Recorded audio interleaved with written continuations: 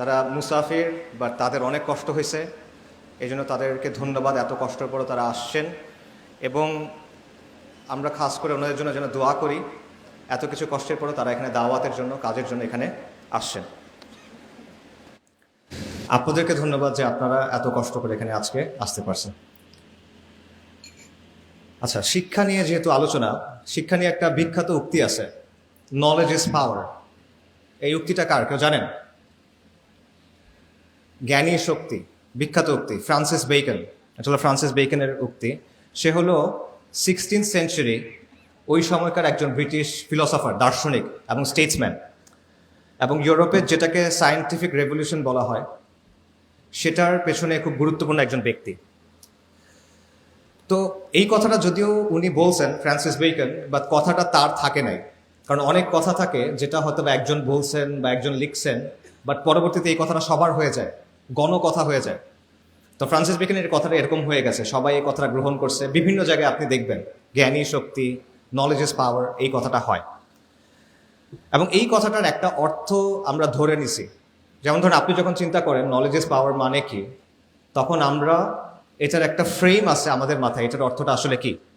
যেমন ধরেন, জ্ঞানের আলো মানুষকে আলোকিত করে, জ্ঞান মানুষকে শক্তিশালী করে, শিক্ষা আমাদেরকে শক্তি দেয়, শিক্ষা উন্নয়নের হাতিয়ার, যার যত বেশি জ্ঞান তারা তত বেশি আগায় যাবে, বাঁচতে হলে জানতে হবে, এই টাইপের কিছু কথা কিন্তু আছে জ্ঞানের অর্থ। এটি প্রচলিত অর্থ, এটা আমরা মোটামুটি, আমরা যখন মনে করি যে জ্ঞানই শক্তি, তখন আমরা এই অর্থটা বুঝি।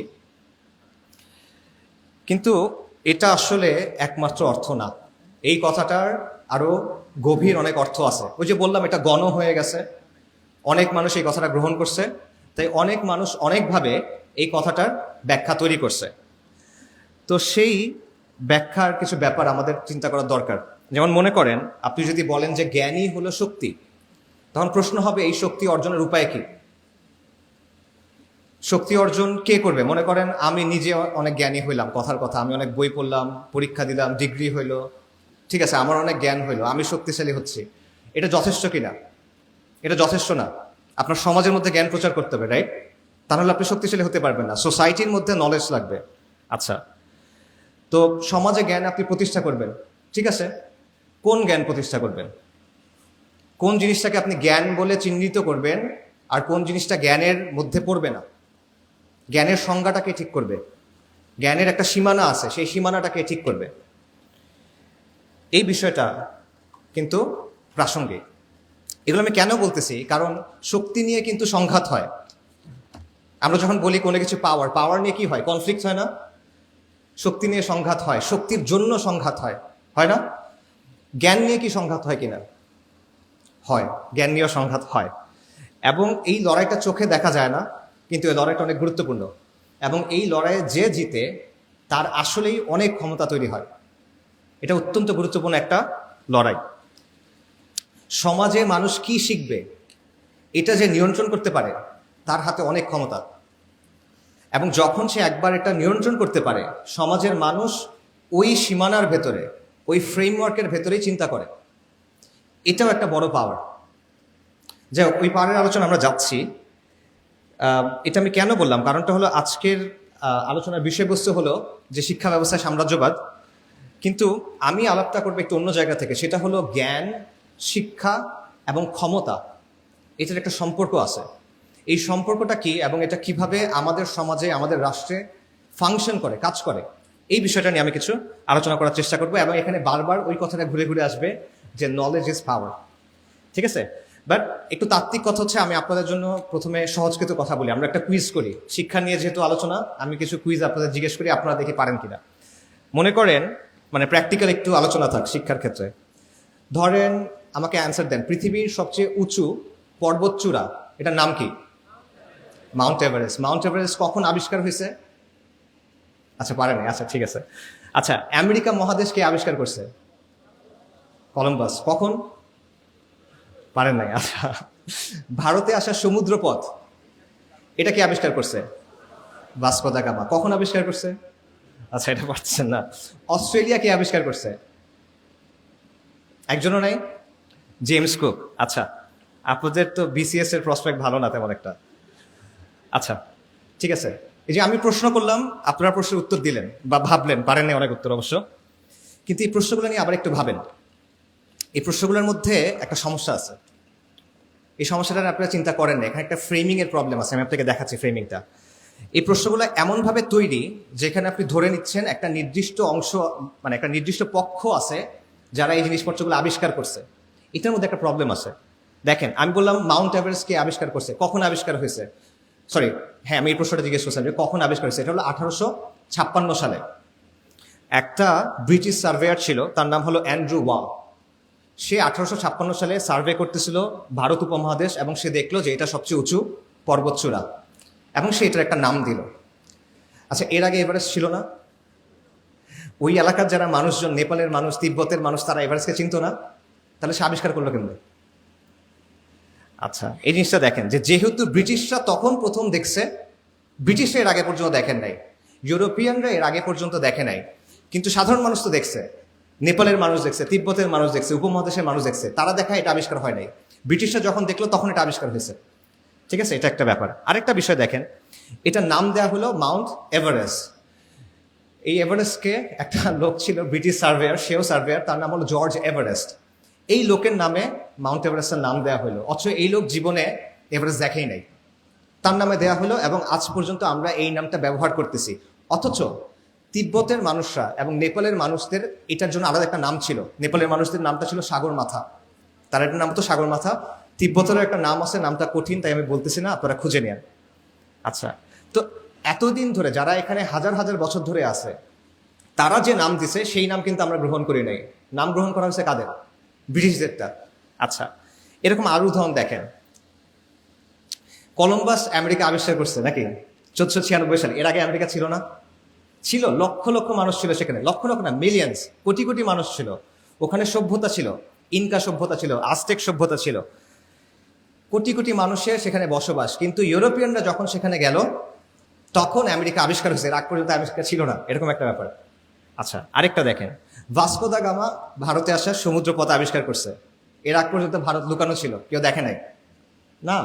এই সমুদ্রপথ আরবরা, পার্সিয়ানরা এবং ভারতীয় মার্চেন্টরা, বণিকরা শত শত বছর বা আরো বেশি ব্যবহার করছে। ভাস্কো দা গামা হলো প্রথম ইউরোপিয়ান যে এটা ইউজ করছে, কিন্তু আমরা বলতেছি সে এটা আবিষ্কার করছে, সে কিন্তু এটা আবিষ্কার করে নাই। অস্ট্রেলিয়া জেমস কুক আবিষ্কার করছে, আপনারা যারা বিসিএস দিবেন মনে রাখেন 1770 সালে। এটাও কিন্তু আবিষ্কার না, তখনও অলরেডি অস্ট্রেলিয়াতে লক্ষ লক্ষ মানুষ বসবাস করে। যেহেতু ইউরোপিয়ানরা প্রথম সেখানে গেল, তাই তখন অস্ট্রেলিয়া আবিষ্কার হলো। ঠিক আছে, অর্থাৎ তারা আসলে কি করছে? তারা প্রথম ইউরোপিয়ান যারা এই কাজটা করছে, কিন্তু এটাকে প্রেজেন্ট করা হয় কি, তারা মানব জাতির মধ্যে প্রথম যারা এই কাজটা করছে। অর্থাৎ ইউরোপ যখন কোনো কিছু একটা করে তখন এটা মানব জাতির মধ্যে প্রথম হয়ে যায়। ইউরোপের যেটা অবস্থান, এটা মানব জাতির জন্য অবস্থান। এইটা হলো এই ফ্রেমিংটার প্রবলেম। ঠিক আছে, যদি ইউরোপ না জানে তাহলে সেটা বাস্তব না, যদি ইউরোপ না দেখে তাহলে এটা আবিষ্কার হয় নাই, যদি ইউরোপ নাম না দেয় তাহলে আগের কোনো নাম নাই। যদি ইউরোপ যখন কোনো জিনিসকে ইউরোপ জানে, যখন কোনো জিনিসকে ইউরোপ দেখে, তখন ওটা জ্ঞান হয়ে ওঠে, তার আগ পর্যন্ত এটা জ্ঞান না। ইউরোপ জানার আগে কোটি কোটি মানুষ জানে, আমেরিকায় কোটি কোটি মানুষ ছিল, ভারতবর্ষে ব্যবসা হয়ে আসছে হাজার হাজার, মানে শত শত হাজার হাজার বছর ব্যবসা হয়ে আসছে, ডাজন্ট ম্যাটার। ইউরোপ যেহেতু জানে না, এটা জ্ঞান না। সো ইউরোপ হলো মানদণ্ড, দ্য ওয়েস্ট হলো মাপকাঠি, ক্রাইটেরিয়ান, যেটা দিয়ে আপনি রিয়ালিটিকে এবং জ্ঞানকে বিচার করেন। এটা হলো বায়াস, এটাকে নাম আছে, এটা হলো ইউরোসেন্ট্রিক বায়াস বলা হয় বা ইউরোসেন্ট্রিজম বলা হয়। আমি বলি এটা হলো ফিরিঙ্গি কেন্দ্রিকতা। এটার আরেকটা এক্সাম্পল দিই, আমার কাছে স্লাইড থাকলে আমি দেখাতে পারতাম। সেটা হলো, আপনারা ম্যাপ দেখেন না, বিশ্ব মানচিত্র, এখনকার যতগুলো বিশ্ব মানচিত্র আছে এটা একটা নির্দিষ্ট ফরম্যাটে তৈরি করা হয়, এটাকে বলা হয় মার্কেটের প্রজেকশন। মার্কেটার 1569 সালে একজন ইটালিয়ান ন্যাভিগেটর ছিলেন, উনি একটা ম্যাপ তৈরি করছিলেন ওয়ার্ল্ডের, তার নাম হলো গেরডাউস মার্কেটার। এটার আদলেই বর্তমানের অধিকাংশ ম্যাপ তৈরি করা হয়। এখন এই ম্যাপগুলো যদি আপনারা খেয়াল করেন বা আপনাদের কাছে মোবাইল থাকলে এখন চেক করতে পারেন, দেখবেন ইউরোপ এবং উত্তর আমেরিকাকে, নর্থ আমেরিকাকে বড় করে দেখানো হয়, আফ্রিকা, ল্যাটিন আমেরিকা, এশিয়া ছোট করে দেখানো হয়। এবং আপনারা চেক করবেন গ্রিনল্যান্ডের সাইজ ওই মানচিত্রে আর আফ্রিকার সাইজ কাছাকাছি। অথচ গ্রিনল্যান্ডের আয়তন কত জানেন কেউ? লাইক 2 মিলিয়ন স্কোয়ার কিলোমিটারের মতো। আফ্রিকার কত? 30 মিলিয়ন স্কোয়ার কিলোমিটার, 15 গুণ। ম্যাপ খুলে দেখবেন গ্রিনল্যান্ড এবং আফ্রিকার সাইজ কাছাকাছি ধরনের। ঠিক আছে, এটা কেন? এটা ওই বায়াসের একটা এক্সাম্পল। এটা কিন্তু শুধুমাত্র ম্যাপের ইস্যু না, এটা একটা দৃষ্টিভঙ্গির ব্যাপার। যে পৃথিবীর কেন্দ্র হলো ইউরোপ, ইউরোপ গুরুত্বপূর্ণ তাই ইউরোপ বড়, আর বাকি যে জায়গাগুলো আছে ল্যাটিন আমেরিকা, এশিয়া, অন্যান্য জায়গা আফ্রিকা, এগুলো যেগুলো আছে এগুলো যেহেতু এতটা গুরুত্বপূর্ণ না, তাহলে এগুলো ছোট দেখালেও সমস্যা না। ঠিক আছে, এটার আপনি অনেক প্র্যাগমেটিক লজিক শুনবেন, বাট এই বিষয়টা সেখানে আছে। এবং এটা কিন্তু বিকল্প আছে, মার্কেটের প্রজেকশন যেটা, এটার বাইরে গল অ্যান্ড পিটার্স প্রজেকশন আরেকটা ধরন আছে ম্যাপ তৈরি করার, কিন্তু এটা কিন্তু আমরা ইউজ করি না। ঠিক আছে, তো আমি এই যে উদাহরণগুলো দিলাম, এটার কারণটা কি? এটার কারণটা হলো এই ব্যাপারগুলো আমাদেরকে বর্তমান বিশ্বের একটা বাস্তবতা দেখায়। সেটা হলো যে জ্ঞান কি, যেহেতু আমাদের আলোচনা শিক্ষা নিয়ে, জ্ঞান জিনিসটা আসলে কি? কারণ জ্ঞানের ডেফিনিশনের উপর ডিপেন্ড করবে আপনার এডুকেশন সিস্টেম কেমন হবে, রাইট?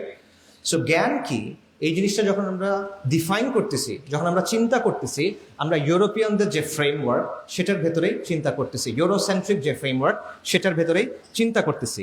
ইউরোপ যেটা ঠিক করে সেটাই জ্ঞান, ইউরোপ যেভাবে ঠিক করে সেটাই জ্ঞান, সেটাই সবাইকে শিখতে হবে, সেটাই সবাইকে মানতে হবে।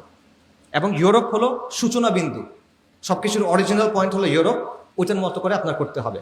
এটা আপনার অনেক কিছুকে প্রভাবিত করে, শুধুমাত্র এডুকেশন না, আপনার পলিটিক্সকে প্রভাবিত করে, আপনি ডেভেলপমেন্টের ব্যাপারে কীভাবে চিন্তা করেন সেটার ব্যাপারে প্রভাবিত করে, সমাজের ব্যাপারে এটা আপনাকে প্রভাবিত করে, আপনার চিন্তাকে।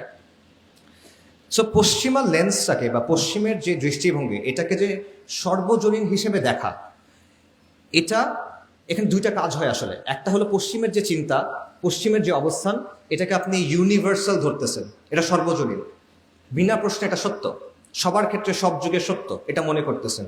দ্বিতীয়ত, অন্য যে জ্ঞান আছে, অন্যদের যে জ্ঞান যারা পশ্চিমের না, তাদের জ্ঞানটাকে আপনি নাকচ করতেছেন বা তাচ্ছিল্য করতেছেন বা সরায় রাখতেছেন, অপ্রাসঙ্গিক করে রাখতেছেন।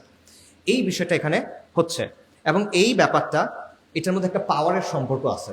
এই জন্যই আমি বলতেছিলাম যে আমার আলোচনাটা শিক্ষা, জ্ঞান এবং পাওয়ার, এটার সম্পর্কটা নিয়ে। জ্ঞান উৎপাদন করা, এই বিষয়টা নিরপেক্ষ না। এই যে তারা নাম দিচ্ছে, এটা নিরপেক্ষ না, এটা সবসময় কারো না কারো একটা এজেন্ডা, কারো না কারো একটা দৃষ্টিভঙ্গি সেটার মধ্যে মানে গেঁথে থাকে। এই বিষয়টা সবসময় জ্ঞানের মধ্যে থাকে। এবং যে জ্ঞান ঠিক করে, যে নামগুলা ঠিক করে, যে জ্ঞানের ডেফিনেশন দেয়, যে জ্ঞানের সীমানাটা ঠিক করে, সে অনেক বড় একটা পাওয়ার আপনার উপর এক্সারসাইজ করে। এইটা হলো নলেজ ইজ পাওয়ারের আরেকটা ব্যাখ্যা। আচ্ছা, তো এই কথাটা, এই বাস্তবতা আমাদের সমাজে আছে, আমাদের রাষ্ট্রে আছে, আমাদের নিজেদের দৃষ্টিভঙ্গির মধ্যেও এটা মিশে আছে। তো সেটা কিভাবে মিশে আছে ওই আলোচনায় যাচ্ছি, তার আগে সংক্ষেপে কয়েকটা কথা আরো বলি। এই কথাগুলো আমি আপনাদের কিছু প্রশ্ন করে করলাম, কিছু উদাহরণ দিলাম।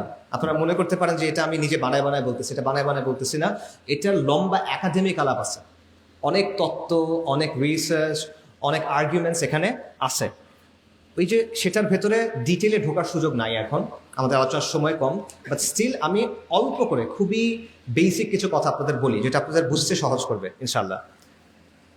ধরেন আপনারা অনেকে এডওয়ার্ড সাইদের নাম শুনছেন, রাইট? অনেকে হয়তো বা শুনছেন। এডওয়ার্ড সাইদ গত শতাব্দীর একজন অন্যতম চিন্তাবিদ, প্রভাবশালী চিন্তাবিদ, কালচারাল ক্রিটিক, এবং তার খুব বিখ্যাত একটা বই আছে যেটার নাম হলো ওরিয়েন্টালিজম। আপনারা অনেকেই জানেন, 1978-এ বের হয়েছে, এবং যেটাকে পোস্ট কলোনিয়াল থিওরি বলা হয় বা পোস্ট কলোনিয়াল স্টাডি বলা হয়, সেটাকে এটা ব্যাপকভাবে প্রভাবিত করছে। তো এই যে ওরিয়েন্টালিজম বইটা, এখানে ওনার মূল আলোচনার বিষয়বস্তু কি? ওনার আলোচনার বিষয়বস্তু হইল যে পশ্চিমা বিশ্ব একটা নির্দিষ্টভাবে পূর্বকে উপস্থাপন করে, পশ্চিমা বিশ্ব একটা নির্দিষ্টভাবে প্রাচ্যকে উপস্থাপন করে, বিশেষ করে মুসলিম বিশ্বকে, এবং এটার সাথেও ক্ষমতা, শাসন, নিয়ন্ত্রণের একটা সম্পর্ক আছে। তো উনি বলতেছেন যে জ্ঞান আসলে সবসময় নিরপেক্ষ হয় না। আমরা মনে করি জ্ঞান নিরপেক্ষ, বাট জ্ঞান আসলে সবসময় নিরপেক্ষ না।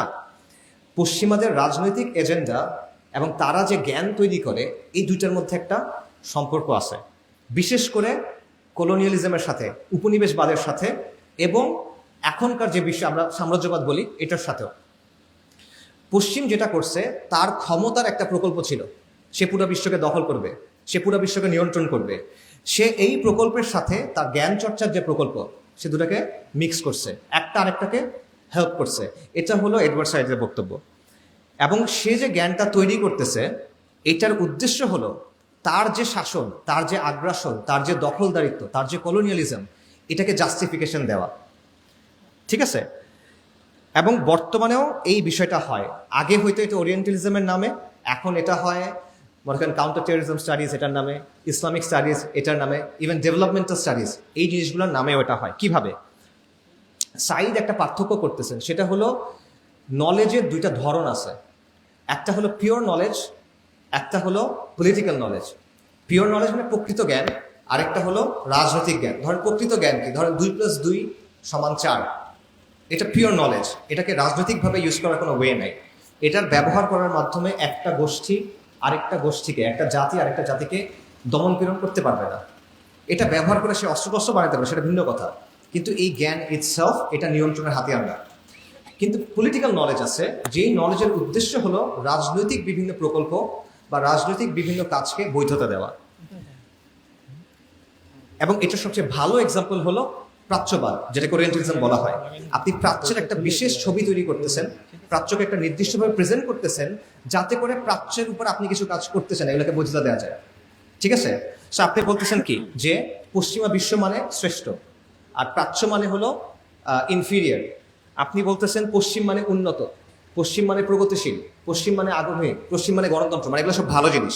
আর পূর্ব মানে বর্বর, মধ্যযুগীয়, পিছনে পড়ে আছে, ইত্যাদি ইত্যাদি, অসভ্য মানুষ। রাইট? তাহলে আমি চাই প্রাচ্যের ভালো, পূর্ব দিকে যে মানুষগুলো আছে আমি তাদের ভালো চাই। তো ভালো হবে কিভাবে? আমি পশ্চিমা মানুষ, আমার অনুকরণ করে আমি তাদের হেল্প করতে চাই। সো পশ্চিমারা যে বিভিন্ন জায়গায় গিয়ে গিয়ে দখল করতেছে, উপনিবেশবাদ করতেছে, লুটপাট করতেছে, এটা আসলে খারাপ কাজ না। সে আসলে আপনাকে সভ্য করতে আসছে, তার উদ্দেশ্য আসলে আপনার ক্ষতি করা না। ঠিক আছে? এইটা হলো ওরিয়েন্টালিজমের একটা মূল কাজ, যেটা এডওয়ার্ড সাইড বলতেছেন। তার অর্থাৎ সাদা মানুষ আপনার ভালো চায় দেখে সে আপনাকে মারতে আসছে, সে আপনার ভালো চায় দেখে সে আপনাকে দখল করতে আসছে, সে আপনার ভালো চায় দেখে সে আপনার উপরে জিনিসপত্র চাপাই দিচ্ছে। তার কোনো খারাপ উদ্দেশ্যই নেই, তার উদ্দেশ্য আপনাকে সভ্য করা। সিভিলাইজিং মিশন, এটার নাম আছে সিভিলাইজিং মিশন, হোয়াইট ম্যানস বার্ডেন, অনেক কিছু আছে, রুডিয়ার্ড কিপলিং এর কবিতা আছে, এটসেট্রা। সো এখানে সে কি করতেছে দেখেন, তার দখলদারিত্বের একটা কাজ আছে, সে দখল করতে চায়, লুট করতে চায়, শাসন করতে চায়। এটার জন্য সে একটা জ্ঞান, মানে একটা শাস্ত্র তৈরি করছে, এটা সে একটা ব্যাখ্যা দিচ্ছে, এটা সে একটা বুদ্ধিভিত্তিক ব্যাখ্যা নিয়ে আসছে। এই কাজটা হলো ওই যে বললাম জ্ঞানের সাথে ক্ষমতার সম্পর্ক, এটা হলো সেই সম্পর্কটা। আমি জ্ঞানের একটা ধারা তৈরি করলাম, যার একমাত্র কাজটাই হলো আমার যে রাজনৈতিক প্রকল্প এটার বৈধতা দেওয়া। ঠিক আছে? সো এইটা হলো ওরিয়েন্টালিজমের এডওয়ার্ড সাইডের বক্তব্য, যে পশ্চিমা দখলদারিত্ব বলেন, লুটপাট বলেন, জুলুম বলেন, এগুলোর বৈধতা আসতেছে ওরিয়েন্টালিজম থেকে, প্রাচ্যবাদ মানে জ্ঞানের একটা ধারা থেকে। জ্ঞান এখানে নিরপেক্ষ না, জ্ঞান এখানে রাজনীতির একটা হাতিয়ার। একই ধরনের কথা ফ্রেঞ্চ অনেক দার্শনিক আছে, মিশেল ফুকো এবং এরকম আরো অনেক আছে, তারাও একই ধরনের কথা বলছেন যে জ্ঞান আর ক্ষমতা আসলে আলাদা না। যার হাতে ক্ষমতা আছে সে ঠিক করে যে কোন জ্ঞানটা গ্রহণ করা যাবে, কোন জ্ঞানটা গ্রহণ করা যাবে না, কোনটা আসলে জ্ঞান, কোনটা আসলে জ্ঞান না। এখানে আমি আরেকজন লোকের কথা বলে শেষ করবো, সেটা হলো ডক্টর ওয়াইল হাল্লাক।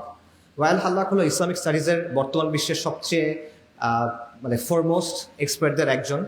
তো ওনার বক্তব্য হলো যে এডওয়ার্ড সাইড এই কথাটা বলতেছেন শুধুমাত্র ওরিয়েন্টালিজমের ক্ষেত্রে, অর্থাৎ পশ্চিমা বিশ্ব যখন পূর্বের বিশ্বকে নিয়ে স্টাডি করে তখন এখানে তার একটা রাজনৈতিক প্রকল্প থাকে।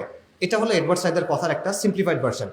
ওয়াইল হাল্লাক বলতেছেন যে এটা শুধুমাত্র প্রাচ্যবেদ মানে ওরিয়েন্টালিজমের ক্ষেত্রে না, এটা অন্য আরো অনেক জায়গায়ও আছে। এটা সোশ্যাল সায়েন্স যে ব্যাপারটাকে আমরা বলি, হিউম্যানিটিজের আন্ডারে যে সাবজেক্টগুলো আছে, এই প্রত্যেকটার মধ্যে এই ব্যাপারগুলো আছে। এই প্রত্যেকটার মধ্যে আপনি এমন কিছু বিষয় মানুষের কাছে সর্বজনীন, প্রশ্নাতীত, সন্দেহের ঊর্ধ্বে হিসেবে তুলে ধরতেছেন, যেগুলো আসলে পশ্চিমের রাজনৈতিক যে প্রকল্প সেটার সাথে যুক্ত। যেমন আপনারা কিছু জিনিস জানেন, যেমন ধরেন মানবাধিকার, যেমন ধরেন গণতন্ত্র, যেমন নারী অধিকার, এগুলো একটা ফ্রেম কিন্তু ওয়েস্টের কাছে আছে।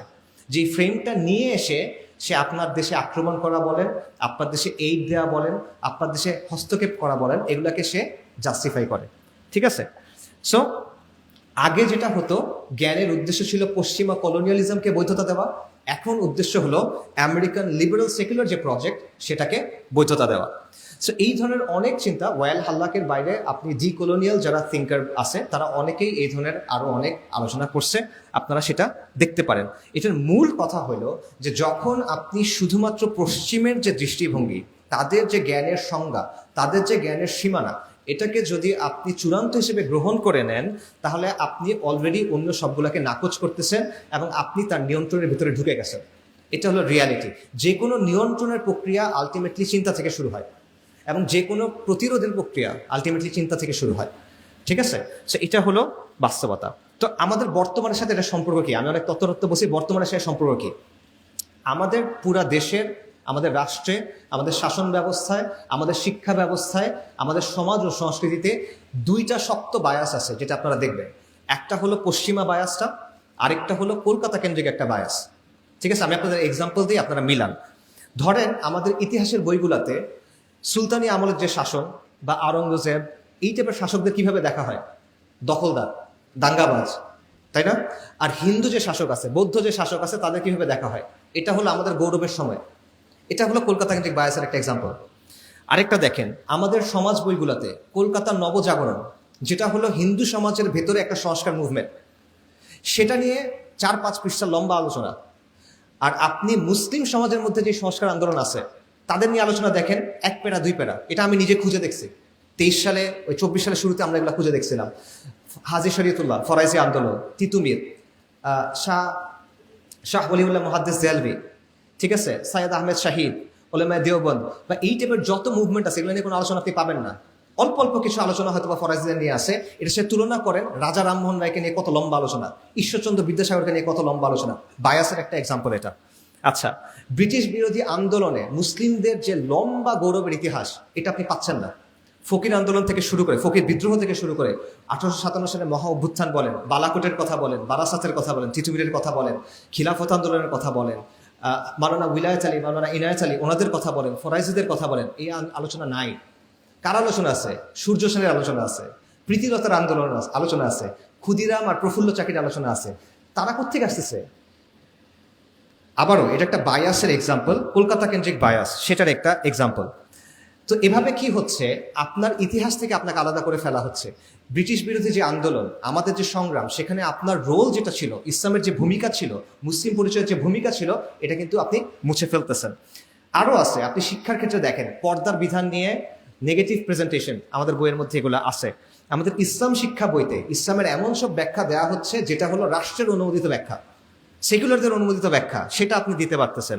আমাদের সমাজবিজ্ঞান বইতে জেন্ডার আইডিওলজি এটা আছে, ট্রান্সজেন্ডার বা ঢোকানো হয়েছে, আন্দোলন করে কিছুটা কমানো হয়েছিল, এগুলো আপনারা সব জানেন। আমাদের সমাজবিজ্ঞান বইতে র্যাডিক্যাল ফেমিনিজম থেকে আসা অনেক অবস্থানকে সর্বজনীন সত্য হিসেবে তুলে ধরা হয়েছে। এগুলো হলো ইউরোসেন্ট্রিক বায়াস। ঠিক আছে? সো এটার ফলে কি হচ্ছে, একদিকে আপনি তার অবস্থানটাকে সর্বজনীন হিসেবে তুলে ধরতেছেন, অন্যদিকে আপনার যে অবস্থান, আপনার যে ইমান, আপনার যে দিনের অবস্থান, সেটাকে তাচ্ছিল্য করতেছেন, যেটা আসলে কিছু না। আরও দেখেন, আমাদের এখানে লালমনিরহাটে 69 হিজরি একটা মসজিদ আছে, আমি এটা অনেক জায়গায় আলোচনা করছি, সাহাবা মসজিদ। এইটার কথা আপনারা বইয়ে কিন্তু গুরুত্ব দিয়ে পাবেন না। আদৌ আছে কিনা জানি না আমি, যদি থাকেও গুরুত্ব দিয়ে নাই। অথচ এটা অত্যন্ত গুরুত্বপূর্ণ একটা বিষয়, কারণ এটার ফলে আপনার আত্মপরিচয়ের যে আলোচনা, আপনার ইতিহাসের যে আলোচনা, এটা পুরোটা চেঞ্জ হয়ে যায়। এই যে আমাদের দেশে বলে যে আমাদের দেশে বাংলার ইসলাম চলবে, আরবীয় ইসলাম চলবে না। 69 হিজরিতে এখানে ইসলাম আসছে, ওটা কোন ইসলাম আসছে? 69 হিজরি মানে কারবালার 8 বছর পর। সাহাবারা দুনিয়াতে তখনও রাদিয়াল্লাহু আনহুম ফার্স্ট জেনারেশন দুনিয়াতে আসেন। ওই অবস্থায় যদি ইসলাম বাংলায় আসে, সেটা কোন ইসলাম? কিন্তু আপনি যেহেতু এটা সরাই ফেলছেন, আপনি এখন বলতে পারতেছেন আমাদের আরবের ইসলাম লাগবে। আরবের ইসলাম হলে হবে না, বাংলার ইসলাম লাগবে। আপনি বলতে পারতেছেন আরবের ইসলাম এখানে আসে নাই, পারস্য ঘুরে একটা ইসলাম এখানে আসছে, ওই ইসলাম আমাদের গ্রহণ করতে হবে। তো এই কথাটা আনলে ওই পুরো কথাটা কিন্তু ভেঙে যায়। বাঙালি মুসলিমের পরিচয় নিয়ে যে আলোচনা আছে, পুরাটা আপনি ভেঙে দিতে পারেন, কিন্তু সেটা কিন্তু এখানে আসতেছে না। আমাদের এখানে যে অলিয়া উলিয়ারা আসছিলেন, বাবা আদম শহীদ বলেন, শাহ মাকদুম বলেন, শাহ জালাল বলেন, এরকম অনেকজন আসছেন না, তাদের আলোচনা কিন্তু আপনার বইয়ে নাই। তাদের আলোচনা যেহেতু আপনার বইয়ে নাই, আপনার আত্মপরিচয়ের মধ্যে ওই কথাগুলো নাই। সো এই সবগুলা কি করতেছে, আপনি নিজেকে নিয়ে কিভাবে চিন্তা করেন, এটাকে প্রভাবিত করতেছে না? আপনার পরিচয় নিয়ে আপনি কিভাবে চিন্তা করেন, এটাকে প্রভাবিত করতেছে না? আপনি ইতিহাস নিয়ে কিভাবে চিন্তা করেন, এটাকে প্রভাবিত করতেছে। আপনি ভবিষ্যৎ নিয়ে কিভাবে চিন্তা করেন, সেটাকে প্রভাবিত করতেছে। এবং এটা আমাদের সমাজ ও সংস্কৃতিকে প্রভাবিত করতেছে। ফর এক্সাম্পল, এডওয়ার্ড সাইদের একটা কথা ছিল যে পশ্চিমারা কি করছে, পূর্ব দিকের যারা মানুষ, তাদের একটা ক্যারিকেচার তৈরি করছে। ক্যারিকেচার বুঝেন তো, মানে সে আসলে যেমন, সেভাবে আপনি তাকে দেখান না, আপনি তার একটা বিকৃত রূপ দেখান, যেটাকে অ্যাটাক করা সহজ, রাইট? এই জিনিসটা বাংলাদেশে মানে হুবহু সেকুলার প্রগতিশীলরা করে, হুজুরদের ব্যাপারে, এই আপনাদের ব্যাপারে। হুজুরদের ব্যাপারে, মুসলিম পরিচয়ের ব্যাপারে। দশকের পর দশক নাটক, সিনেমা, মিডিয়াতে আপনারা দেখছেন যে দাড়ি টুপিওয়ালা মানুষ মানে এটা নেতিবাচক জিনিস, হুজুর মানে হলো নারী লোভী, হুজুর মানে প্রতারক, হুজুরের বউ নির্যাতিত, হুজুরের বউকে মুক্ত করতে হবে। কে মুক্ত করবে? সেকুলার প্রগতিশীলরা গিয়ে তাকে মুক্ত করবে। আমাদের কালচার যেগুলো হিন্দুদের কাছ থেকে আসছে বা বৌদ্ধদের কাছ থেকে আসছে, ফানুস উড়ানো থেকে শুরু করে মঙ্গল শোভাযাত্রা টাইপের যত জিনিসপত্র আছে সব বাঙালি সংস্কৃতি, টিপ থেকে শুরু করে সব বাঙালি সংস্কৃতি। আর যখনই ইসলামের কোনো কিছু আসে, যেই ইসলাম 69 হিজরি থেকে এখানে আসে 1400 বছর ধরে, তখন ওটা হলো বাইরের জিনিস। ঠিক আছে, একটা বায়াস, ক্লিয়ার বায়াস আপনি এখানে দেখবেন। সো এইরকম অনেকগুলো ব্যাপার আছে, অন্যান্য জায়গায় আমি আলোচনা করছি, এখানে আর বললাম না। এই সবগুলো কিন্তু হচ্ছে কেন? কারণ আমাদের সমাজের শিক্ষা, আমাদের সমাজের জ্ঞান, আমাদের সমাজের চিন্তা দুইটা লেন্সের ভেতর দিয়ে আসতেছে। একটা হলো ইউরোসেন্ট্রিক বায়াস, আর একটা হলো কলকাতা সেন্ট্রিক একটা বায়াস।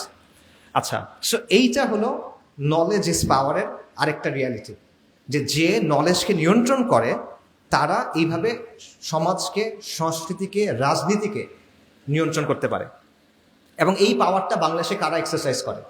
বাংলাদেশের যারা সেকুলার প্রগতিশীল গোষ্ঠী, যারা সংখ্যায় অনেক কম, তারা এই পাওয়ারটা হাতে রাখে। এই যে দেখেন অনেকগুলো সংস্কার কমিশন হয়েছে না, এই সংস্কার কমিশনগুলোর ভেতরে কারা আছে? এই সেকুলার প্রগতিশীল গোষ্ঠী, এরাই আছে। এরা দেশের মানুষের প্রতিনিধিত্ব করে না, কিন্তু তারা ঠিক করতেছে সংস্কার কিরকম হবে। আমরা শিক্ষা নিয়ে আলাপ করতেছি, শিক্ষার সংস্কার ব্যাপারটা একটা পলিসি রিলেটেড আলোচনা, রাইট? পলিসি কি হবে সেটা নিয়ে আলোচনা। তো ওই টেবিলে আপনি তো যেতেই পারতেছেন না, আপনাকে ওই টেবিলে তারা ঢুকতেই দিবে না। ওই টেবিলে তারা এনে বসাচ্ছে কাদেরকে? সেকুলার লিবারাল কিছু মানুষজনকে, তারাই ঠিক করতেছে। অর্থাৎ আপনি যে সংস্কার করবেন ওই সুযোগটা আপনাকে দেওয়া হচ্ছে না, অতটুক পর্যন্ত আপনি যেতে পারবেন না। এই রিয়ালিটিগুলো আছে, আপনি কোনো জায়গায় ধরুন প্রোগ্রাম করতে পারবেন না, কথা বলতে পারবেন না, এই রিয়ালিটিগুলো ওখানে আছে। এবং এটা হচ্ছে এই পাওয়ারটার কারণে। এবং এই পাওয়ারটার ব্যাপারটা এমন যে এটা সেকুলাররা যদিও বানাইছে, আমরা এটা গ্রহণ করে নিয়েছি। এই কারণে অনেক মানুষ যারা মুসলিম, অনেক মানুষ যারা ইসলামের পক্ষে কাজ করার কথা বলে, তারাও এই ফ্রেমের ভেতর দিয়ে চিন্তা করে যে অমুককে আসতে দেওয়া যাবে না, তমুককে আসতে দেওয়া যাবে না, ওই কথা বলা যাবে না, ওই কাজটা করা যাবে না, কারণ ভারত রাগ করবে, কারণ আমেরিকা এই কাজটা করতে দিবে না, সো আমরা এটা করতে দিব না। তারা নিজে একবারে এই কাজটা করতেছে। অর্থাৎ চিন্তার মধ্যে এই প্রভাবটা পড়ে গেছে, ইভেন যারা মুসলিম পরিচয়কে ওন করে বা ইসলামের জন্য কাজ করার কথা বলে। এইটা হলো পাওয়ার, নলেজ ইজ পাওয়ারের রিয়ালিটি হলো এইটা। সো এইটা কেন হয়েছে আমি সংক্ষেপে শেষ করি, বেশি সময় যেহেতু নাই। এটার অনেকগুলো কারণ আছে। এটার একটা কারণ হলো কলোনিয়ালিজম। উইলিয়াম অ্যাডামস নামে একজন স্কটিশ মিশনারি এবং শিক্ষা নিয়ে কাজ করা ব্যক্তি ছিলেন। উনি বলতেছেন যে ইংরেজরা এখানে আক্রমণ করার আগে বাংলায় 80,000 শিক্ষা প্রতিষ্ঠান ছিল এবং প্রতি 400 মানুষের জন্য একটা মাদ্রাসা ছিল। ইংরেজরা এসে এগুলো সবগুলো ধ্বংস করছে। মুসলিমদের অনেকগুলো সামাজিক প্রতিষ্ঠান ছিল যেগুলো ওয়াকফের ভিত্তিতে চলতো, মদাদি মাআশ ছিল, জায়গিরদার ছিল, এরকম ব্যাপার ছিল, যেগুলো বেসিক্যালি মাদ্রাসা, মক্তব, খানকা, মুসাফির খানা, এরকম অনেকগুলো জিনিসকে ফান্ড করতো।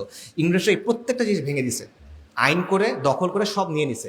যার ফলে যেটা হয়েছে, ওই যে সামাজিক একটা ইকোসিস্টেম ছিল ওটা পুরোপুরিভাবে কোলাপস করছে। তারপর ইংরেজরা রাষ্ট্র শাসনের প্রশাসনিক ভাষা চেঞ্জ করে দিছে হুট করে। একদিকে এগুলো সব ভেঙে দিছে, আরেকদিকে চেঞ্জ করে বলছে আগে ফার্সি ছিল, এখন ইংরেজিতে এই কাজগুলো করতে হবে। কিন্তু মুসলিমদের তো এখন সুযোগই নাই, মুসলিম মধ্যবিত্ত ক্লাসটা নষ্ট হয়ে গেছে। মানে কয়েক দশকের মধ্যে মুসলিম মধ্যবিত্ত ক্লাসটা নিশ্চিহ্ন হয়ে গেছে। তারা আর পারতেছে না বাচ্চাদেরকে স্কুলে পাঠাতে, মানে শিক্ষা প্রতিষ্ঠানে পাঠাতে। এই জিনিসটাও এখানে হয়েছে। সো এটা হলো জাস্ট একটা এক্সাম্পল। আরেকটা জিনিস হলো পশ্চিমাদের একটা দৃষ্টিভঙ্গি আছে শিক্ষার ব্যাপারে, এটাকে এপিস্টেমিক রেসিজম বলে, জ্ঞানতাত্ত্বিক বর্ণবাদ। মানে যেটা আমি বললাম, ওরা যেটা বুঝছে এটাই জ্ঞান, এটার বাইরে আর কিছু নাই। আপনারা ম্যাকওয়ালির কথা শুনছেন হয়তোবা, ভারতের যে শিক্ষা ব্যবস্থা, এটার ফাদার বলতে পারেন তাকে। এই লোকের একটা কথা আছে যে ইউরোপের একটা ভালো লাইব্রেরির একটা তাকে বা একটা ভালো লাইব্রেরির একটা শেলফে যেই পরিমাণ বই আছে এবং সেখানে যে জ্ঞান আছে, পুরা ভারত এবং পুরা আরবের জ্ঞান সেটা সমান না। ঠিক আছে, আবারও শোনেন, ইউরোপের একটা লাইব্রেরির একটা সাইডে যে জ্ঞান আছে, পুরা আরব এবং পুরা ভারতের জ্ঞান এটা সমান না। এটা হলো সহজ ভাষায় এপিস্টেমিক রেসিজম, যেটা তারা বুঝছে এটাই ঠিক, বাকিদেরটা গোনার টাইম নেই, এটা কোনো মূল্য নাই, সহজ কথা। এই দৃষ্টিভঙ্গিটা আমাদের মধ্যে আছে, আমাদের সমাজের মধ্যে এই দৃষ্টিভঙ্গি তৈরি হয়েছে। কিভাবে হয়েছে? কারণ ওরা নিজেদের একটা শিক্ষা ব্যবস্থা তৈরি করছে, ওরা তো শোষণ করে। কলোনিয়ালরা কি করছে, ইংরেজরা কি করছে, 200 বছর ধরে শোষণ করছে, লুটপাট করছে। লুটপাট করার জন্য কিন্তু একটা সিস্টেম লাগে। বাংলাদেশে যখন এলোমেলো লুটপাট হইতেছে, এখন যখন ঝামেলা, হাসিনার সময় মনে করেন সিস্টেমেটিক চাঁদাবাজ ছিল, মানে একজনের চাঁদা দিতে হইতো, এখন মনে করেন 7 জনের চাঁদা দিতে হয়, ঝামেলা কিন্তু। তো লুটপাট করতেও কিন্তু প্রপার সিস্টেম লাগে। এই সিস্টেমের জন্য কি লাগে? কেরানি লাগে। তো কেরানি বানানোর জন্য ওরা একটা এডুকেশন সিস্টেম তৈরি করছিল। তো এই সিস্টেম থেকে কেরানি তৈরি হয়েছে যারা ওদের মতো করে চিন্তা করে। কেরানি মানে বিসিএস দিছে যারা, মানে জিতো যারা, আপনারা এখন নেগেটিভ ভাবে নিতে পারেন, বাট পয়েন্টটা কিন্তু আমলাতন্ত্র যেটা ইংরেজদের বানানো আমলাতন্ত্র, এটা সিম্পলি তাদের যে শাসনযন্ত্র, যেটার মূল কাজ ছিল শোষণ করা, এটাকে প্রপারলি রান করানোর জন্য তৈরি হয়েছে। যেই কারণে এই আমলাতন্ত্রটা এতটা গণবিরোধী, এটা বাস্তবতা। যাই হোক, এখন কি হয়েছে, এই সিস্টেম থেকে যারা বের হয়েছে তারা কিন্তু ইউরোপের চিন্তাভাবনা নিয়ে বের হয়েছে। সো তারা ইসলামের ব্যাপারে, মুসলিম পরিচয়ের ব্যাপারে, ইসলামী যে জ্ঞান সেটার ব্যাপারে তাদের দৃষ্টিভঙ্গি ভালো না খারাপ? খারাপ। সে ইংরেজের চোখ দিয়ে ইসলামকে দেখে। এবং ইংরেজরা যখন গেছে, ক্ষমতায় কাদেরকে বসেছে? এদেরকে, যারা ওদের বিরুদ্ধে 50 বছর 40 বছর ধরে যুদ্ধ করে আসছে, তাদের তো সে বসাবে না। যারা তার অনুগত তাদেরকে সে বসে গেছে। সো এই যে দৃষ্টিভঙ্গি, এটা আমাদের সমাজে রয়ে গেছে।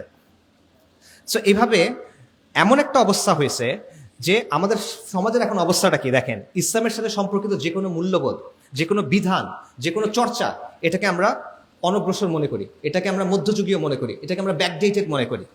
পশ্চিমা চিন্তা আর দর্শন আর ব্যবস্থা, এটা কি খুব ভালো, এটা হলো প্রগতির পথ, এটা হলো উন্নতির পথ, এটাই করতে হবে, এই তো সুন্দর, ওরা যেহেতু বসে তাই ভালো, এটা আমরা চিন্তা করি।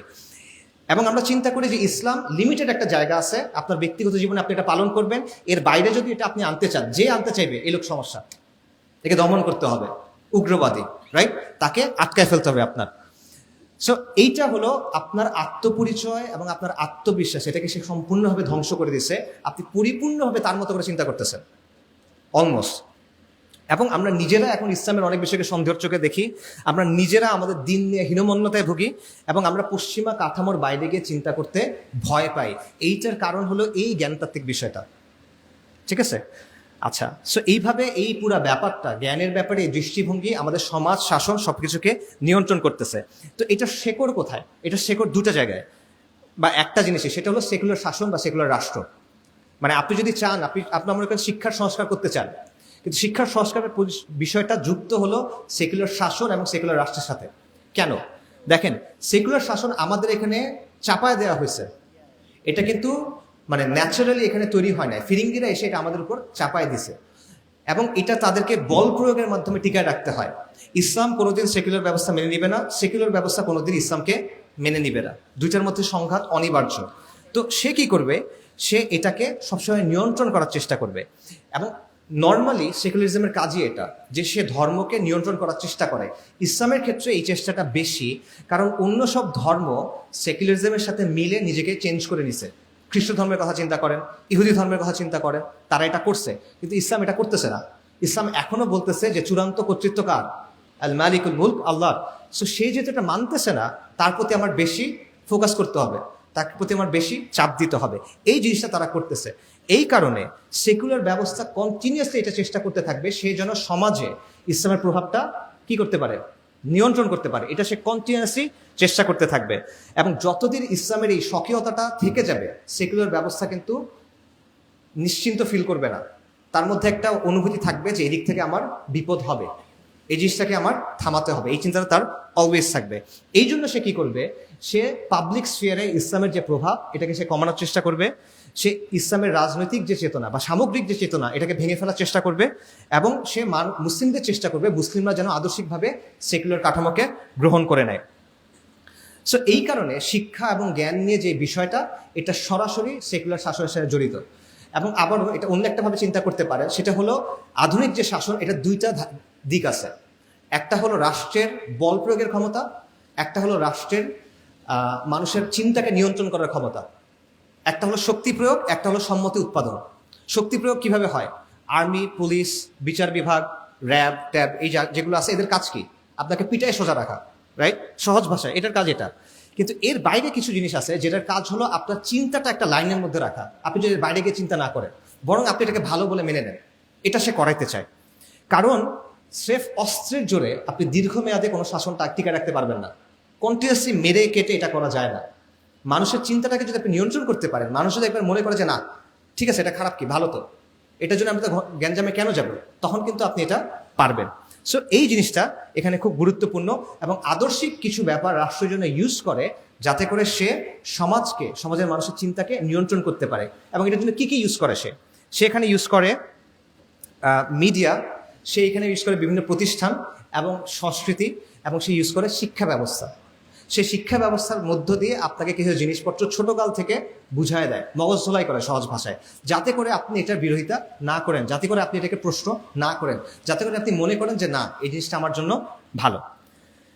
সো যাই হোক, আমি যদি শেষ করি, সেটা হলো আলটিমেটলি আপনি যদি এখানে আমাদের আলোচনার যে টপিক, আপনি যদি এই যে শিক্ষায় সাম্রাজ্যবাদ বলেন অথবা পশ্চিমের যে নিয়ন্ত্রণ, কলকাতা কেন্দ্রিক যে বায়াস, এগুলো থেকে যদি আপনি বের হইতে চান, তাহলে আপনার এই সমস্যার কেন্দ্রটাকে বুঝতে হবে। এই সমস্যাটা কোত্থেকে আসতেছে? এই সমস্যাটা আসতেছে এই সেকুলার শাসন এবং সেকুলার রাষ্ট্র ব্যবস্থা থেকে। এটা বিচ্ছিন্ন কোনো ইস্যু না, ঠিক আছে?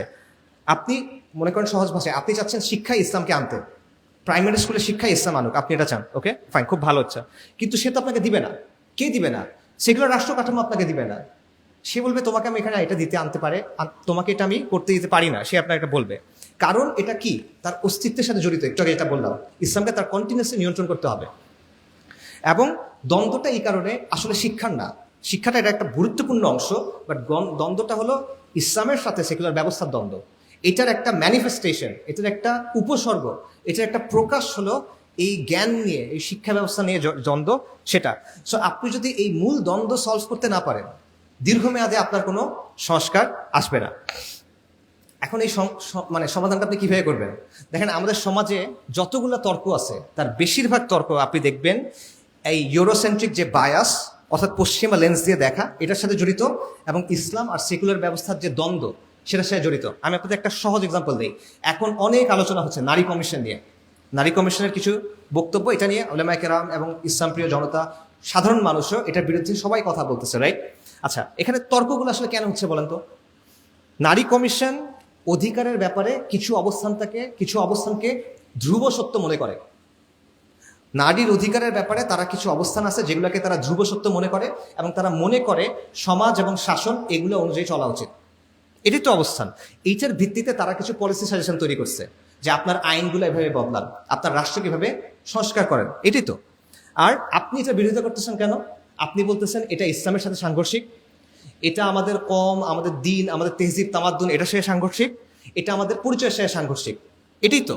তা আলটিমেটলি তর্কটা হলো, সেগুলো আপনাকে কি বলবে যে তুমি যে বিরোধিতা করতেছো এটা তো আসতেছে ইসলাম থেকে, তুমি কোরআনের কারণে বিরোধিতা করতেছো, তুমি সুন্নাহর কারণে বিরোধিতা করতেছো, তুমি তোমার বিশ্বাসের কারণে বিরোধিতা করতেছো। এই বিশ্বাস তো আমরা মানি না। এটা টকশোতে আলোচনা হয়েছে, আপনারা হয়তো দেখছেন, যে ইসলাম মানে না, যে ইসলাম পালন করতে চায় না, তার জন্য তো একটা সলিউশন দিতে হবে। আপনি সবার উপর ইসলামের সলিউশন চাপাই দিতে পারবেন না, রাইট? এটা তাদের কথা। আচ্ছা, এখন কি করতে হবে তাহলে? আমাদেরকে ইসলামের সমাধান দেওয়া যাবে না, আমাদের একটা সর্বজনীন সমাধান দিতে হবে, এমন সমাধান যেটা সবার জন্য প্রযোজ্য, রাইট? এটা তারা বলে। আর সর্বজনীন সমাধান কোনটা? যেটা সেকুলার সমাধান, সেটা। তো এই প্রশ্নের উত্তর কি? এই প্রশ্নের উত্তর দিতে গিয়ে আমরা আটকায় যাই, আমরা অনেকে আটকায় যাই, বাট প্রশ্নের উত্তরটা আসলে খুব সোজা। চিন্তা করেন, তারা যেই বিষয়গুলোকে সঠিক মনে করতেছে, তারা যেই বিষয়গুলোকে কাম্য মনে করতেছে, এই মনে করার পেছনে ভিত্তিটা কি? এটা কোত্থেকে আসতেছে? আপনি যখন বলেন যে আমি মনে করি 5 ওয়াক্ত সালাত আদায় করা উচিত, কথার কথা, আপনি বলতেছেন এটা ভিত্তি কি? কোরআন থেকে আসতেছে। পরিবারের পিতা হলো দায়িত্বশীল, এটা কোত্থেকে আসতেছে? নবী সাল্লাল্লাহু আলাইহি ওয়াসাল্লাম হাদিস থেকে আসতেছে, তাই তো? আচ্ছা, আপনার ভিত্তিটা আপনি জানেন, তার ভিত্তিটা কি? সে যখন বলে, তারা মানবাধিকারের কথা যখন বলে, তার ভিত্তি হলো আন্তর্জাতিক মানবাধিকারের যে আলোচনা, যেটা কে তৈরি করছে? জাতিসংঘ, পশ্চিমারা তৈরি করছে, সেখান থেকে আসতেছে। সে বলতেছে প্রগতির কথা, প্রগতি ভালো, এই জিনিসটা প্রগতির সাথে, আপনাদেরটা প্রগতির সাথে মেলে না, আমাদেরটা প্রগতির সাথে মেলে, এই কথাটা সে বলতেছে। প্রগতির ধারণা সে কোত্থেকে আনতেছে? সেটা আনতেছে পশ্চিম থেকে। সে বলতেছে এটা ডেমোক্রেটিক ভ্যালুসের সাথে সামঞ্জস্যপূর্ণ, গণতান্ত্রিক মূল্যবোধের সাথে সামঞ্জস্যপূর্ণ। এটা সে কোত্থেকে পাচ্ছে? পুরা দুনিয়ার মানুষ বসে একসাথে ঠিক করছে এগুলো গণতান্ত্রিক মূল্যবোধ, পুরা দুনিয়ার মানুষ একসাথে বসে ঠিক করছে এগুলো মানবাধিকার, আমরা সবাই মানছি না, ওরা ঠিক করছে।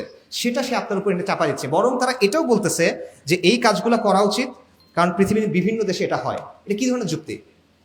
পৃথিবীর বিভিন্ন দেশে যেহেতু এরকম আছে, তাই বাংলাদেশে এটা করা উচিত, এটা কি ধরনের যুক্তি? আপনি আমাকে প্রুফ করে দেখান যে জিনিসটা সঠিক। কাজেই এই বিষয়গুলো প্রত্যেকটাকে আপনি প্রশ্নবিদ্ধ করতে পারেন। আমরা সবাই মনে করি যে প্রত্যেকটা মানুষের ন্যূনতম কিছু অধিকার আছে, শুধু মানুষের না, প্রত্যেকটা মাখলুকের আছে হাক্কুল ইবাদ। কিন্তু এই অধিকার কে ঠিক করবে? আল্লাহ ঠিক করবেন। কিন্তু তারা কি বলে, তাদের জায়গায় কি অধিকার ঠিক করে? মানুষের খেয়াল খুশি। এবং তাদের অধিকারের আলোচনাটা কি? সমকামিতার অধিকার আছে, লিঙ্গ বদলানোর অধিকার আছে, ইউথেনেশিয়ার অধিকার আছে, আত্মহত্যা করার অধিকার আছে, ইসরায়েলের গণহত্যার অধিকার আছে, Israel has the right to defend itself, প্রত্যেকটাই আছে। তারা তাদের মতো করে ঠিক করে। তো এটা সর্বজনীন কিভাবে ভাই? সে তার নিজের কিছু অবস্থানকে আপনার উপর সর্বজনীন বলে চাপাই দিচ্ছে, আপনি তাকে প্রশ্ন করেন না কেন? এই বিষয়টা বুঝতে হবে। সে যখন বলে মানবাধিকার আছে, আমিও বলবো হ্যাঁ মানবাধিকার আছে, আমি মানবাধিকার নিব ইসলাম থেকে, তুমি মানবাধিকার নিচ্ছ পশ্চিম থেকে, আমারটা যদি বায়াসড হয় তোমারটা নিউট্রাল কেন? রাইট? এই প্রশ্নটা আবার তাকে করতে পারতে হবে প্রত্যেকটা জিনিসের ক্ষেত্রে। আমি বলতে পারি প্রগতির নামে তোমরা এমন কিছু কাজকর্ম করছো যার কারণে তোমাদের সমাজ ধ্বংস হয়ে যাচ্ছে, তোমাদের পরিবার ধ্বংস হয়ে যাচ্ছে, এটা আমি চাই না।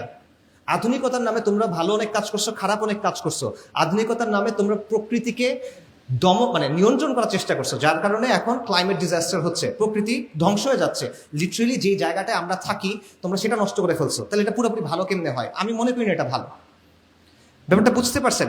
আপনার ধর্মের ব্যাপারে সে যেমন প্রশ্ন বলতে পারে যে এটা তো তোমার বিশ্বাস, আমার বিশ্বাস না। তার অবস্থানের ব্যাপারে আপনি বলতে পারেন এটা তো তোমার মত, এটা তো আমার মত না, তুমি এটা কিসের ভিত্তিতে আমার উপর চাপাই দিচ্ছ? সো এই বিষয়টা বুঝতে হবে। আপনার অবস্থান যেমন বায়াসড, যদি আপনি বলেন বায়াসড, তার অবস্থানও আলটিমেটলি বায়াসড। সে যে কাজটা করছে সেটা হলো তার নিজের অবস্থানটাকে সে নিরপেক্ষ বলছে। মনে করেন আপনি সালিশ করবেন, সালিশের মধ্যে যে সালিশ হয় তার কিন্তু নিরপেক্ষ হইতে হয়, রাইট? কিন্তু সে যদি আসলে একটা পার্টি হয়, তার নিজের এখানে একটা স্বার্থ আছে, কিন্তু সে সবাইকে বুঝাইছে সে নিরপেক্ষ, তখন কিন্তু সে সালিশে জিতছে, সে যেটা চায় এটাই হয়। তো এই বিষয়টা বোঝা খুব জরুরি। পশ্চিমারা এবং সেকুলাররা এক্স্যাক্টলি এই কাজটাই করছে। তারা আপনার অবস্থানটাকে বলছে বায়াসড, তাদের যে বিশ্বাস, যেই বিশ্বাসের ভিত্তি হলো মানুষের খেয়াল খুশি, এটাকে তারা বলতেছে সর্বজনীন। এই কাজটা তারা করতেছে। সো যাই হোক, যদি আমরা শেষ করি, সেটা হলো আপনার একটা বিশ্বাস কাঠামো আছে, তার একটা বিশ্বাস কাঠামো আছে। আপনার বিশ্বাস কাঠামোর দিক থেকে আপনি এক ধরনের শিক্ষা চান, এক ধরনের সমাজ চান। তার বিশ্বাস কাঠামোর দিক থেকে সে এক ধরনের বিশ্বাস চায়, এক ধরনের সমাজ চায়, এবং দুটা মিলতেছে না, দুটার মধ্যে সংঘাতের মতো একটা অবস্থা। এখানে কোনো নিরপেক্ষ অবস্থান নাই। এটা ভুলেও মনে করবেন না যে সেকুলার অবস্থান নিরপেক্ষ অবস্থান। দুনিয়াতে কোনো নিরপেক্ষ অবস্থা হয় না। আপনি এটা, কেউ যদি এসে বলে আমি বেদের শাসন চান, আপনি বুঝেন এটা নিরপেক্ষ না। কেউ এসে বলে বাইবেলের শাসন চাই, আপনি বুঝেন নিরপেক্ষ না। ত্রিপিটকের শাসন চাই, নিরপেক্ষ না। কিন্তু কেউ এসে যখন বলে আমি XYZ মতবাদের শাসন চাই, তখন আপনি মনে করেন নিরপেক্ষ। এটা আমাদের ভুল। কোনো নিরপেক্ষ অবস্থা দুনিয়াতে নাই। প্রত্যেকটা অবস্থান, এটার পেছনে কোনো না কোনো বিশ্বাস থাকে। এটা দর্শনে অনেক পুরনো একটা আলাপ, এটার নাম হলো এপিস্টেমিক রিগ্রেস। এটাতে আর ঢুকতেছি না। নিরপেক্ষ কোনো অবস্থান নাই, এটা হয় না, সম্ভব না। এখন দেখেন, সমাজের একটা অংশ এটা চায়, একটা অংশ এটা চায়, এটা সমাধান কিভাবে হবে? আমরা যে সমাধানের কথা বলি কিভাবে হবে, এটা দুইটা ওয়ে আছে। একটা হলো ডায়ালগ, আলোচনা করা। সেকুলাররা আসলো, যারা ইসলামের পক্ষে তারা আসলো, আমরা বললাম যে সামগ্রিক কিছু স্বার্থ আছে সমাজের সামগ্রিক কিছু কল্যাণ আছে, এগুলোর দিকে তাকায় আসেন আমরা আলোচনা করি, আপোষ রফা করি। কিছু জায়গায় আপনি ছাড় দেন, কিছু জায়গায় আমি ছাড় দিই, কথার কথা। এরকম একটা সমাধান হতে পারে। কিন্তু আমার মতে এটা জীবনেও হবে না। কেন হবে না? কারণ সেকুলাররা এটা চায় না। তারা জমিদারি চায়, তারা একচ্ছত্র আধিপত্য চায়, এবং তারা যেহেতু শক্তিশালী এখন, তারা এটা করতে আগ্রহী না। তারা মনে করে যে সে আপনাকে পিষে ফেলতে পারবে, সে আপনাকে সরাই দিতে পারবে। এটা হলো একটা বিষয়। আর দুই নম্বর বিষয় হলো, আসলে তাদের সাথে শেয়ার্ড স্বার্থ আমাদের আছে কিনা, কোনো কল্যাণের ব্যাপারে, কোনো একটা ভবিষ্যতের ব্যাপারে আমরা একমত হতে পারতেছি কিনা, এটা নিয়েও আমি আসলে শিওর না।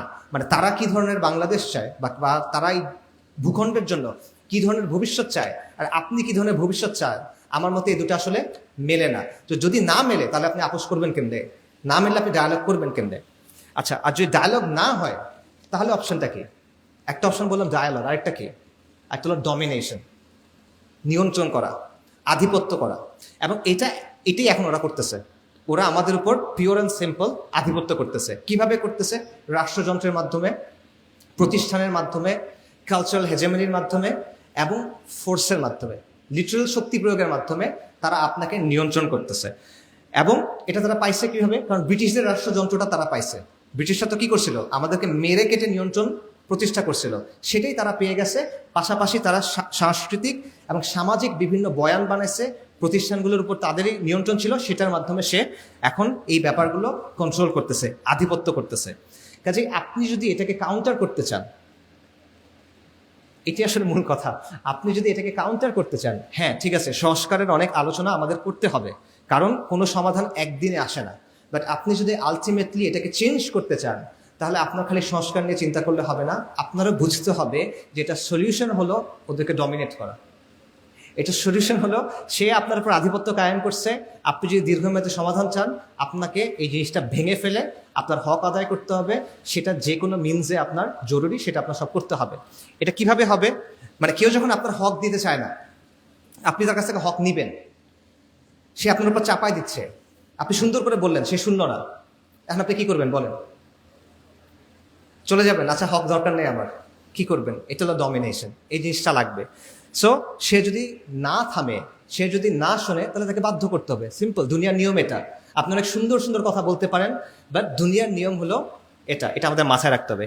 এবং এটা কিভাবে করবেন? এখানে অবশ্যই সংস্কারের বিভিন্ন কাজের কথা আসবে, এখানে আদর্শিক লড়াইয়ের কথা আসবে, এখানে সামাজিক শক্তির কথা আসবে, সামাজিক আন্দোলনের কথা আসবে, জ্ঞান চর্চার বিকল্প ধারা তৈরি এটার কথা আসবে, শক্তির ব্যবহার এটার কথাও আসবে।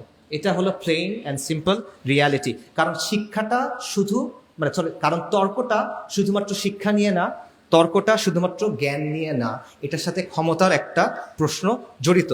ক্ষমতার প্রশ্নের সমাধান শুধুমাত্র তত্ত্ব দিয়ে হয় না, ক্ষমতার প্রশ্নের সমাধান শুধুমাত্র জ্ঞান চর্চা করে হয় না, ক্ষমতার প্রশ্নের সমাধান শুধুমাত্র সংস্কারের মাধ্যমে হয় না। Knowledge is power. আখিরে দাওয়ানা আলহামদুলিল্লাহি রাব্বিল আলামিন। আসসালামু আলাইকুম ওয়া রাহমাতুল্লাহ। শুক্রিয়া, জাযাকাল্লাহ। আমি আমাদের শ্রোতা ভাইদের কাছে অনুরোধ করব যে এতক্ষণ আপনারা ধৈর্য সহকারে ছিলেন, আর মাত্র 5 থেকে 7 মিনিট আমাদেরকে সময় দিন। আমাদের 5 থেকে 7 মিনিটের মধ্যে ইনশাআল্লাহ আমরা শেষ করব। সেই দুপুর থেকে আমাদের মাঝে অবস্থান করছেন, অলংকৃত করে আছেন চেয়ার, সভাপতিত্বের চেয়ার, আমাদের শ্রদ্ধেয় স্যার মুস্তফা মঞ্জুর স্যার, ডক্টর মুস্তফা মঞ্জুর স্যার। স্যারের শুভেচ্ছা এবং সংক্ষিপ্ত আলোচনা শুনে ইনশাআল্লাহ এবং সর্বশেষ দোয়ার মধ্য দিয়ে আমরা বিদায় নিব। আপনাদের কাছে অনুরোধ থাকবে যে আপনারা এ পর্যন্ত ধৈর্য সহকারে ছিলেন, আর 4 থেকে 5 মিনিট আপনারা ইনশাআল্লাহ থাকবেন, স্যারের কথা শুনবো এবং সর্বশেষ আমরা দোয়া পরিচালনার মধ্য দিয়ে আমরা যাব ইনশাআল্লাহ।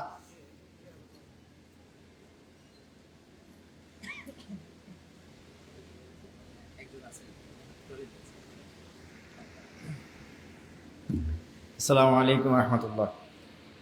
বিসমিল্লাহির রহমানির রহিম। আলহামদুলিল্লাহি রাব্বিল আলামিন, ওয়াসসালাতু ওয়াসসালামু আলা নবিয়্যিল আমিন ওয়া আলা আলিহি ওয়া সাহবিহি আজমাইন। আসলে কিছু বলবো না, 5 মিনিটের সময় আমি আসলে নেব না আপনাদের, কারণ বিকেল থেকে আপনারা শুনছেন অনেক কথা। আমার অবস্থা হচ্ছে বাংলাদেশের প্রেসিডেন্টের মতো, যে থাকতে হবে মর্যাদায়, ঠিক আছে, ওই কাজে কামে কিছু না। কিংবা যদি আবার ওইভাবে বলেন যে ওই যে আপনারা শুনছেন হয়তো যে ওয়াজ মাহফিলে বয়ান করতেছে একজন, বাকি সামনে শ্রোতা নাই, একজন বসে আছে, সে হলো মাইকওয়ালা। যেহেতু সভাপতি আমার শেষ পর্যন্ত থাকতে হবে, আমি আসি আর কি। তো যাক, আসলে মনোযোগ দিয়ে শুনছিলাম, অনেকগুলো কথাই আসছে আমাদের। যে বিষয়টা একটু বলতে চাই, 1 মিনিটে শেষ করে দেবো, সেটা হচ্ছে যে আমরা আসলে এই যে সাম্রাজ্যবাদী একটা আগ্রাসনের মধ্যেই বড় হচ্ছি, এবং আমাদের চতুর্দিকে এই বিষয়টা আছে, এবং এটার সবচেয়ে বড় প্রভাব, ক্ষতিকর প্রভাব বলি আর একেবারেই সেকুলার প্রভাব বলি, সেটা কেবলমাত্র আমাদের ইসলামপন্থী যারা, তাদের উপরেই সবচেয়ে বেশি পড়ছে। আমরাই সবচেয়ে বেশি এফেক্টেড। এবং এটার যে এটা থেকে উত্তরণের যে উপায়গুলো, অনেকেই অনেক কথা বলে গেছেন। একটা বিষয় সবসময় মাথায় রাখবেন, সেটা হচ্ছে ইসলাম সবচেয়ে বেশি ক্ষতিগ্রস্ত হচ্ছে এদের দ্বারা, এবং এটা থেকে মুক্তি পাওয়ার মাধ্যমও একমাত্র ইসলাম।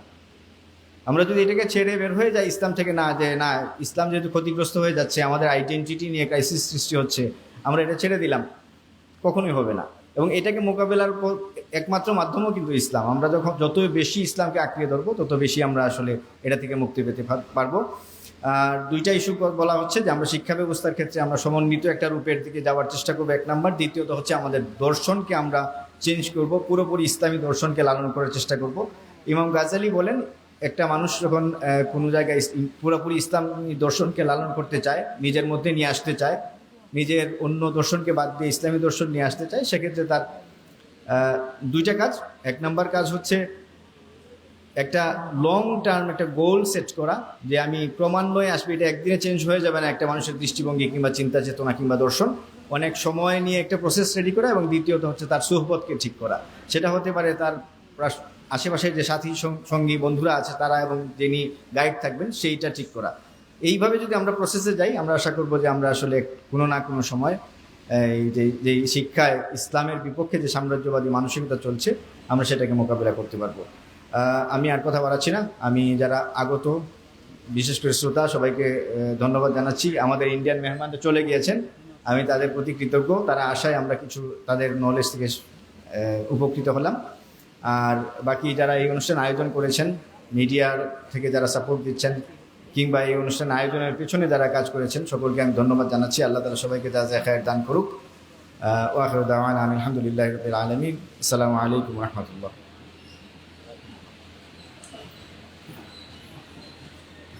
এই আলোচনা যা হয়েছে আমাদেরকে একটা কাজ দিয়েছেন, সেটা হলো ইসলামাইজেশন অফ এডুকেশন নিয়ে কাজ করা। আলহামদুলিল্লাহ এটা নিয়ে কাজ হচ্ছে। আমাদের একটা সোসাইটি আছে, মুসলিম এডুকেশন সোসাইটি, স্কুল প্রতিষ্ঠা পরিচালনার কাজ করে। আরেকটা হলো দাওয়া ফাউন্ডেশন, যারা মাদ্রাসায় জেনারেল এডুকেশন ইনক্লুড করার কাজ করে।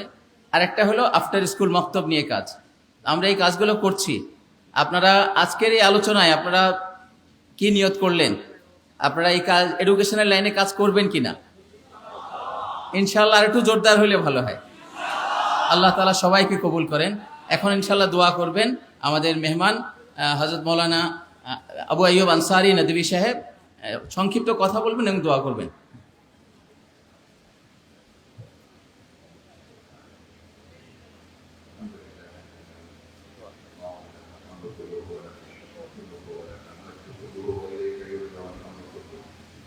اللهم لا تشرك لنا ما كما أثنيت على نفسك اللهم صل على سيدنا محمد وآله وصحبه وبارك وسلم ربنا آتنا في الدنيا حسنة وفي الآخرة حسنة وقنا عذاب النار اللهم اغفر لنا لما تحبه وترضاه واجعل آخرتنا خيرا من الأولى اللهم إنا نسألك الحق والعافية والمعافاة الدائمة في الدين والدنيا والآخرة والفوز بالجنة والنجاة من النار ربنا تقبل منا إنك أنت السميع العليم وتب علينا إنك أنت التواب الرحيم اللهم إنا نسألك من خير ما سألك منه نبيك حبيبك سيدنا محمد صلى الله عليه وسلم ونعوذ بك من شر ما استعاذك منه نبيك وحبيبك عبدك نبينا محمد صلى الله عليه وسلم أنت المستعان وعليك البلاغ ولا حول ولا قوة إلا بالله صلى الله على النبي سيدنا محمد وبارك وسلم والحمد لله رب العالمين.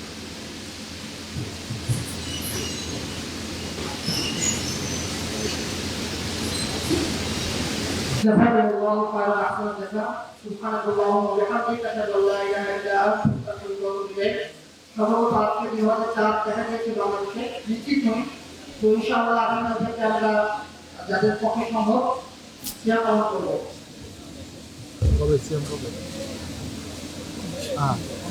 সিএম কবে দেখা গেলে আগামীকাল রাখতে হবে আগামীকাল রাখতে হবে এই তারিখ হিসেবে রাখবেন আগামীকাল তারিখ হিসেবে নাকি কী হবে রাখার নিয়মটা চলে রাখার নিয়ম যে আরাফার কি আছে যে 8 ভলান্টিয়ার ভাইরা আমরা এসএসসি থেকে ভালো হয় তাদের কাজ শেষ হয়ে গেছে আমরা এসএসসি থেকে আসি আমাদের জায়গা এই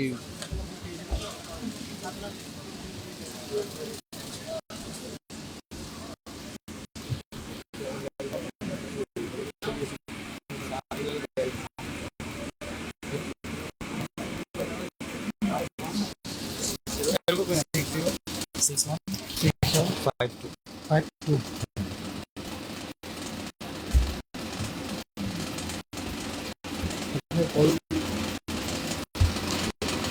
যাদের পক্ষে সম্ভব আমরা মুক্তিত জমা করে দিই সেগুলো জমা হবে ইনশাআল্লাহ জমা কত আচ্ছা